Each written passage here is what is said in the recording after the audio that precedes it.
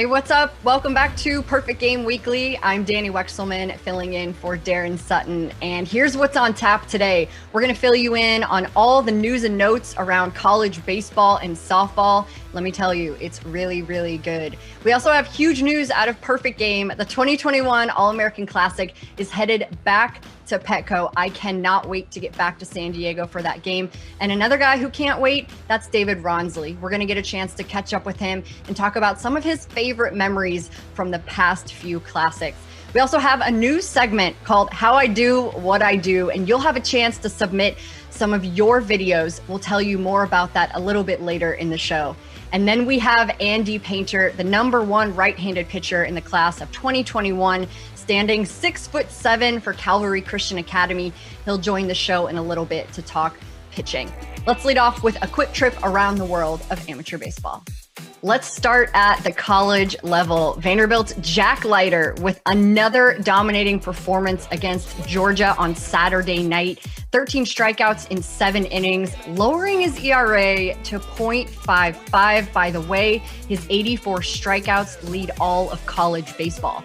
There's a new #1 team in our JUCO rankings, Walter State. That's Dave Shelton's program. They're 37-1. By the way, Brent Honeywell, who just made his major league debut for the Rays, played for Walter State. They outscored opponents 63-2 this week. At the high school level, how about Mount Vernon Prep's Hunter Dobbins?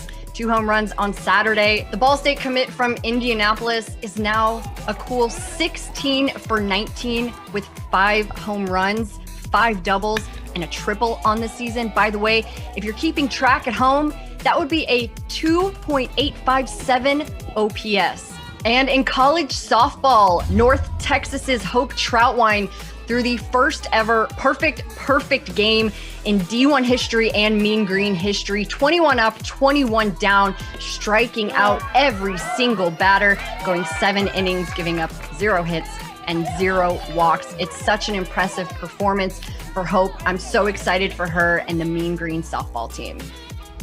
Speaking of excitement, last week, Perfect Game made a massive announcement about the yearly event, the All-American Classic. Here's Darren Sutton with more.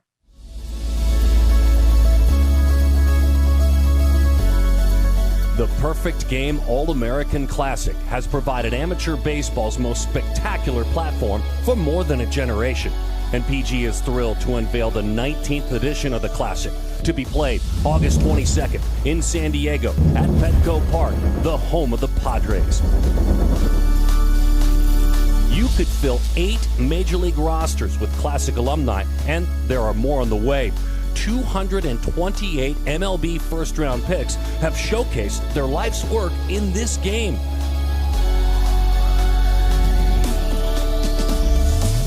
And while the athletes and their families take with them all the memories from the shores of the Pacific, they leave behind an impact to be felt for years to come. The PG Cares Foundation is honored to have assisted in raising more than $1 million for Rady Children's Hospital, as well as bringing this amazing game to all communities. Players that I'm playing against now are the best moments of my life. The 2021 Perfect Game All-American Classic. Watch on television, stream on Perfect Game TV, listen on SiriusXM. Live another amazing weekend of growing the game and celebrating its undeniably bright future.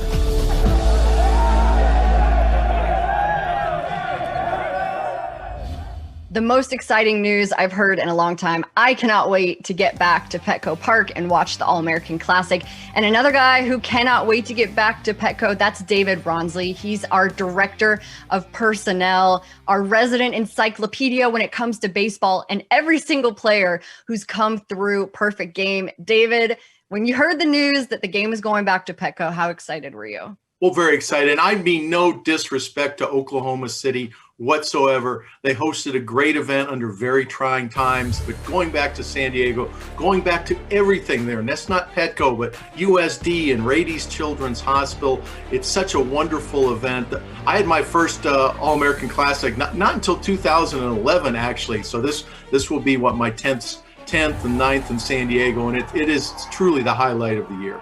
Story time with David Bronsley is my favorite time. And I'm wondering if you can go back in the memory bank, because you have seen guys like Joey Gallo and Hunter Green and Drew Bowser. The names really go, Bobby Witt Jr., the names go on and on. Who stands out to you from the last decade? Well, part of the thing, Dani, is that the game itself doesn't always create the most memories, because you're seeing each pitcher throw for one inning. And yes, it's nice seeing a Hunter Green or a Chase Petty or Daniel Espino go out and throw 98, 99 miles an hour. But the players, it's a player's game, but you have 50 plus players to show. So really a lot of my memories involve the entire 3 or 4 days, the getting to know the kids, the Radies, watching batting practice at Petco Park. And this is for the old scout in me, watching batting practice at Petco Park, one of the biggest, hardest to hit the ball out of parks in Major League Baseball. Watching these 17-year-olds take BP there is just a thrill. And you mentioned Joey Gallo before. That might be the number one highlight. When Joey Gallo hit that, 447-foot home run that was like the 8th longest at that point in Petco history. Doesn't get any better than that. Can you maybe give people a peek behind the curtain into what goes into that selection process? It's a years long process, I'm sure, of evaluating different players throughout their tenure. But what goes into the process of selecting the All-American Classic players? Well, Dani, it really is a long process, and it's even going to be longer this year. I'll get into that in a second. But everybody's familiar with our rankings, and it's easy to look, say, oh, these are the favorites for who's going to be on the All-American team. Right now, you can look at the class of 2022 rankings and see who the highest ranked catchers are, who the highest ranked pitchers are. But so much goes into the summer, and even this spring as we're following players, that's their resume to date, and they're going to really build on it, because there's no age that players improve more probably than right now. And the difference this summer that we're going to have is usually the Perfect Game National Showcase, which is like the key event to get selected. Usually that's in early to mid-June, right around the draft. Well, of course, the draft is a month later this year in conjunction with the All-Star Game. So the National Showcase isn't till mid-July. And the game itself has also been moved back now to August 22nd. And we'll get a better chance to go through all the tournaments we have in the summer, the 16U National Championships, the 17U National Championships, all the BC events, BCS events, the 17U World Series. So there's just going to be so much more information. And our goal is always to get the exact right team, the 50 best players in the country. And if you're following Major League Baseball, which I assume everybody listening is following Major League Baseball, one of the rookie pitchers really making impact right now is Taylor Rogers with Miami. His stuff has exploded, and he's looking like one of the best pitchers in baseball right now. And he was literally selected less than a week before the All-American game. I believe that was 2017. It was just, we hadn't seen him yet, and I was able to see him at the area codes less than a week before the game, and we went bang and got him on the team. Because that ultimately is the priority in the selection process. Get the very best players there. And they always are. And not only are they some of the best players, David, they're some of the best people too. I know I've had a great time getting to know them. And at a certain point, you become really invested in who they are and where they're going. And two of those guys, there's a long list, but as you mentioned, Major League Baseball in full swing. And there are some guys who have played in the Classic who we could see any day maybe make their debut, but two guys in particular, San Diego's CJ Abrams and Kansas City's Bobby Witt Jr., along with a list of guys just kind of waiting at the cusp. Is there someone who stands out to you, you think we could see in a Major League uniform soon? Well, I wrote down about 7 or 8 names here with an emphasis on the All-Americans. And the key thing to remember here, it's very doubtful any of these players will be called up until, let's say, mid-May, because they haven't played in the big leagues, and there's always a service time considerations, the arbitration considerations, the free agency considerations. But here are some names. You mentioned Abrams with San Diego, and that he wouldn't have even been in this except for, of course, Fernando Tatis hurting his shoulder. And depending on how Kim from South Korea does filling in for Tatis, you could see if he's not successful, maybe Abrams gets his shot. Same thing with Bobby Witt. He was so good in spring training, and they gave him a long shot. But they're not going to start the service time clock on him. But if anywhere, second base, shortstop, even they've talked about center field, if Kansas City thinks that they need that injection of not only Witt's talent, but youthful enthusiasm. And I've always thought his best position is going to be second base. I think I said that during the All-American broadcast. I think his best defensive position in the future is second base because of his hand quickness. A couple others, Jared Kelenic, we've talked before on this show. Everybody knows about him with his situation in Seattle. It's just a matter of time before Matt Manning in Detroit is going to be brought up and join their young rotation. Atlanta has a wealth of riches in their outfield. They have Christian Patch in center field right now who hasn't started to hit. If he continues to struggle with the bat, they've got Drew Waters sitting down, in the minors, who's just ready for a big league shot. David, another guy who I know you are so familiar with, and we are too at Perfect Game, an All-American Classic alum, Jack Leiter, who is carving up college baseball right now. And the guy is sporting a .55 ERA. He's leading all of college baseball with 84 strikeouts, and his batting average against is .082. And he is so special. And there wasn't always a moment where we knew that he would end up in college and play college baseball. And now he rose his draft stock. He could be the number one pick in the draft in July. What stood out about Jack for you? Well, first of all, going into the summer, he wasn't a for-sure All-American. I doubt very much going into the summer that he was a top 50 player, for instance. He was more of an 88 to 91 guy, through with all his pitches. We've seen a ton of them. He's somebody that you're hoping is going to be in the game because of respect for his father. We have a long record of sons of big leaguers. I think we've had 10 straight years of All-American Classics where we've had at least one son of a big leaguer in the Classic. But we're not going to pick somebody who won't represent himself like an All-American, and Leiter wasn't a sure thing. But he came out to the National Showcase, was up to 94, and his whole thing back then was he was a true four-pitch player. I'd seen him in big games go out and literally fastballs first inning, slider second inning, curveball third inning, changeup fourth inning, and literally feature a different pitch each inning. So he was a complete pitcher. And that's what kind of makes it surprising now, looking at his incredible record, that he is pitching strictly off his fastball. As we see more and more breaking balls in the big leagues, his fastball has been very much his go-to pitch, and he's just overmatching people with 95, 97 and life. And he's obviously, in conjunction with the Vanderbilt pitching coach staff and such, mastered the art of fastball spin. So I went back and looked at okay, who have maybe been the 3 or 4 most dominant pitchers over the course of an entire season, which if Leiter keeps it up, obviously he's going to be on that list. But I came up with 4, and they're all very familiar names. We have Steven Strasburg, first pick in the draft that year. Mark Pryor, he went second in his draft. Some guy you probably heard of named Trevor Bauer at UCLA. He was the 3rd pick in the draft.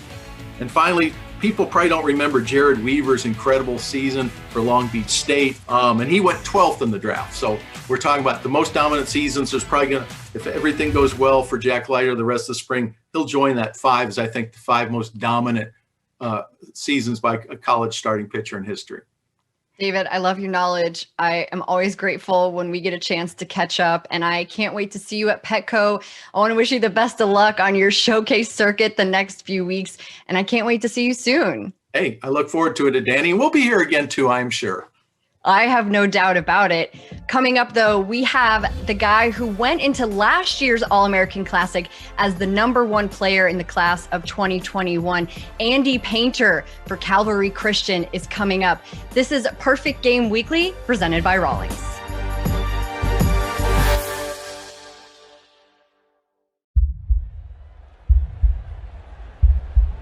Defense, you can always make a play. Create it in your mind. You're always trying to time when the ball is hitting the bat.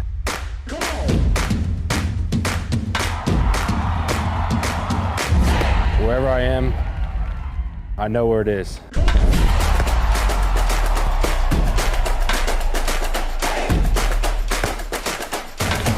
1, 2, 3, I'm gonna have to start jumping. Nothing more satisfying than making a big play.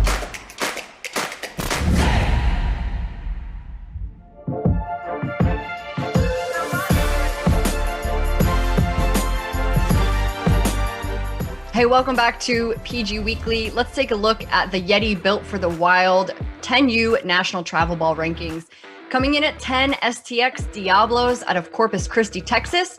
We've got the SBA Futures 10U coming in at 7 from Matthews, North Carolina.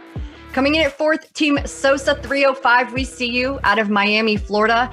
And number 1, Prime Baseball out of Sarasota, Florida. And let's stay in that 10U world for a minute. We recently featured a new segment called How I Do What I Do. Basically, we want to know how you do exactly what you do in the baseball world. And we got a submission. We have to show you. This kid is a mini Mike Trout. His name is Antonio Gill. He's at 2029 from the Dallas-Fort Worth area. And the kid looks like he can hit bombs. He was recently in Houston last month at the Super Regional. He struck out 9 in 4 scoreless innings. He hit 385 with 2 doubles. By the way, out of 700 teams, he earned all tournament accolades. And guess what? We want to see your videos. Please send them in. Please tag us on Twitter. If you use the hashtag HIDWID, tag the video. Let us know. Antonio, you are a rock star, and we can't wait to see you at future Perfect Game events. I am so excited to bring in our next guest, Florida commit and the number 1 right-handed pitcher in the class of 2021, Andy Painter. Hello, Andy Painter. Welcome to the show. Thank you guys for having me. Thanks for making some time for us. I know that you're in a pretty important part of your senior season right now. And I had a chance to catch up with your head coach, Gil Morales, last week. He told me some really great nuggets about you, some great nuggets about your team. And I want to start with Gil. This is his first full season with Calvary Christian. And this is your chance to work with him to win a state championship. He has so much championship experience under his belt. What can you tell me about him and how he's maybe impacted you as a pitcher? Yeah, I mean, ever since he's kind of stepped foot on campus, he's been great to me. Really just provided me with anything I could possibly need to develop not only as a person, but as a player on the field.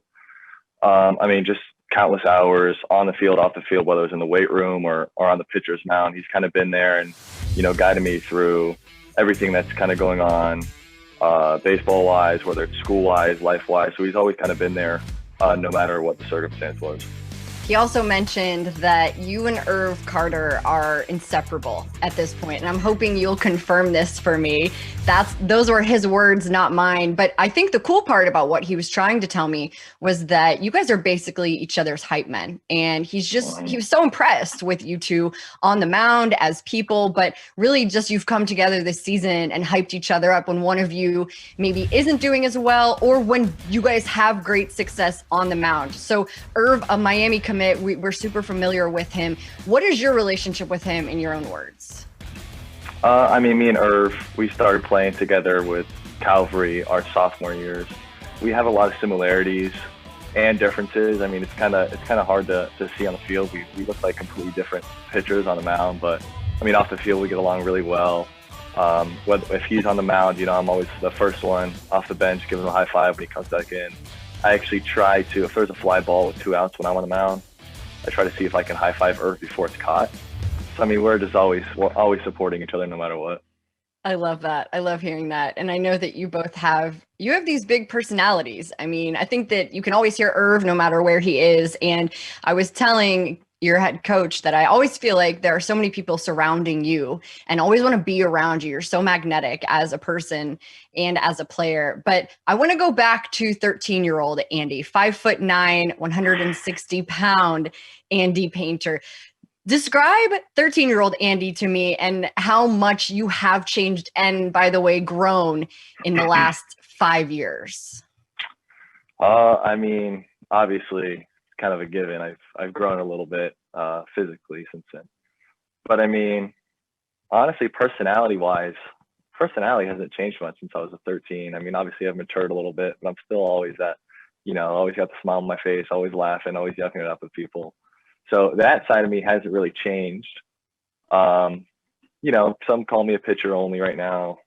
I deny it, but you can take it for what it's worth. I did catch some bullpens the other day, really reliving my 13-year-old days. As a pitcher, obviously, like I've really, taken it up an extra step from since when I was 13, and really just focused on the whole pitching aspect of baseball. So you're versatile is what you're trying to tell me. You don't want to be classified as a PO. You want people to respect your skills on every part of the field. Is that what I'm hearing? Yeah, kind of. Okay. All right. We'll respect you. We will respect you. And there's a lot of people who do, my friend. And last time I saw you was in Oklahoma City for the All-American Classic, and an incredible game, a great opportunity and honor for you to be a part of. And then you come into your senior season and the expectations are always high with Cavalry. There's no question about that. And I feel like you've got a pretty good handle on your game so far this season, but how much more do you need from this year to feel like you've accomplished what you want to do in high school? What is left for you to do this season? I mean, really just keep up what I've been doing so far and win a state title, kind of just go off on a good note. I mean, obviously going back from summer ball, All-American games, all that, the outings were 1 inning, 2 innings max. So, I mean, physicality wise with the body and the arm, I'm in more of an in-season type mode where I'm going 7 innings, 6 innings every start, to where I didn't have that over the summer. So my arm's really gotten into better shape as we've gone on, and it's kind of getting used to that whole, complete game, 5 innings every week type of deal. I played basketball the past 3 years. This was my first year not playing. A little bump I didn't play. They did end up winning state title, but I had to start running a little more out of that into my program coming into the season, just to, kind of train my body and get it to what it's used to being going into the season, just so it thinks kind of that it's in that same exact shape that it has been the past 3 years. I love that. I feel like you're very forward thinking in that way.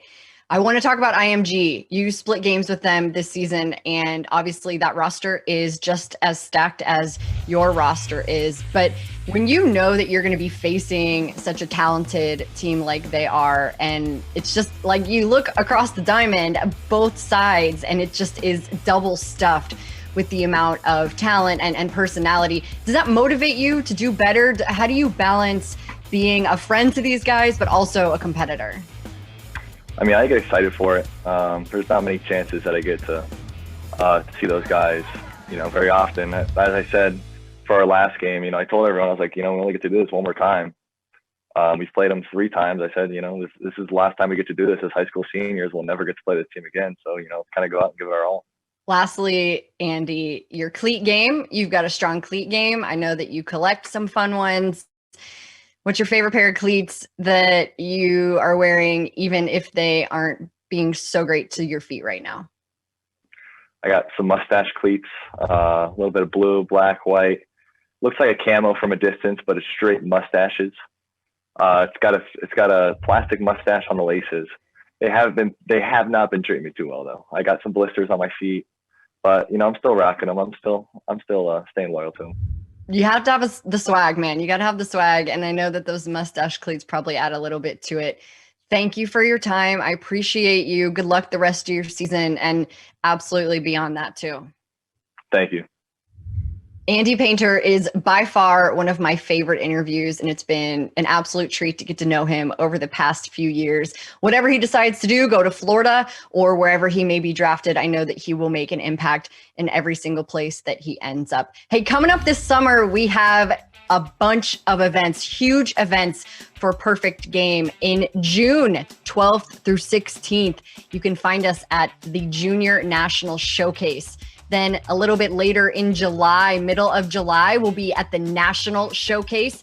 And then August, back to San Diego, back to Petco Park for the 2021 Perfect Game All-American Classic, the 19th in the history of this organization. I'll be there. Hopefully you'll be there joining us. It's going to be a great time. I cannot wait to be back. I want to thank all of our guests, Dave Rawnsley, Director of Personnel for Perfect Game, Antonio Gill, who submitted a How I Do What I Do video. You can do that too. Please tag us on social media or send us an email so we can showcase all of your videos. And of course, to Andy Painter, what a great guest. I want to thank everybody.